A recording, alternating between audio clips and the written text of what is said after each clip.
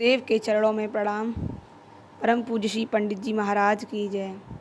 हमारे परम पूज्य श्री महाराज जी एकादशी व्रत के विषय में बताते कि व्रत को केवल यही अर्थ नहीं कि निराहार रह के ही छुट्टी पाए जाएं।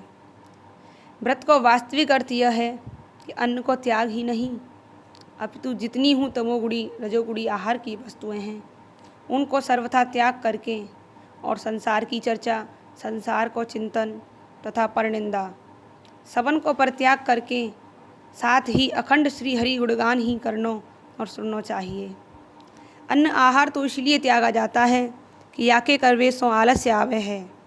जब संत महापुरुष सदैव फलाहार करके निरंतर अपने श्री प्रभु की अखंड स्मृति में लगे रहे हैं तो महाराज जी कहते क्या हम लोग 15 दिन में कम से कम एक दिन तो ऐसा निकालें जहाँ में संत महापुरुषों को सो सात्विक आहार करके श्री भगवद आराधना युक्त विशुद्धतम जीवन जी सकें। यही कारण अन्न आहार को त्याग करके केवल शुद्ध सतोगुणी फलाहार ही किया जाए है।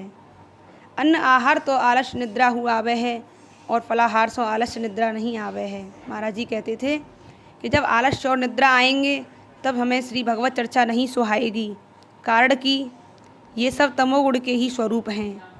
और जब आलस्य निद्रा नहीं सताएंगे तब हम प्रभु गुणगान निर्विघ्न रूप से परमानंद के साथ अखंड और अनवरत रूप से चलता ही रहेगा।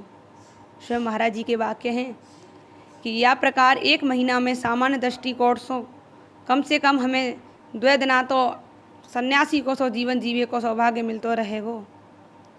महाराज जी कहते हैं कि एक महीने में 2 एकादशी आती हैं, कम से कम 2 दिना तो हम सन्यासी का सा जीवन व्यतीत कर सकेंगे या सो भविष्य में सन्यासी जीवन सहज में ही जियो जा सकेगा।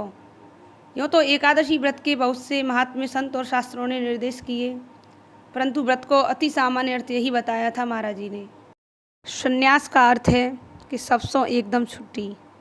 पूज्य महाराज जी कहते थे कि यदि सदाखू सबसों छुट्टी न है सके तो कम से कम महीना में 2 दिना तो ऐसे निकल ही आवे हैं जहाँ में संसार के सब कामन सो, सब रजोगुणी तमोगुणी आहारन सो, सब लोक रीति व्यवहारन सो, सब प्रपंचन सो छुट्टी मिल ही जाए है। और जहाँ में प्रतीतित सुरीति सो अपने जीवन सर्वस्व श्री प्रभु को ही गुणगान है सके। ऐसा विचार के ही हमारे पूर्वज ऋषि महर्षियों ने 1 महीना में 2 दिना गृहस्थ के लिए बताए हैं। इससे हमारे भविष्य के संन्यास जीवन की भूमिका हमारे मानव को समझाई है।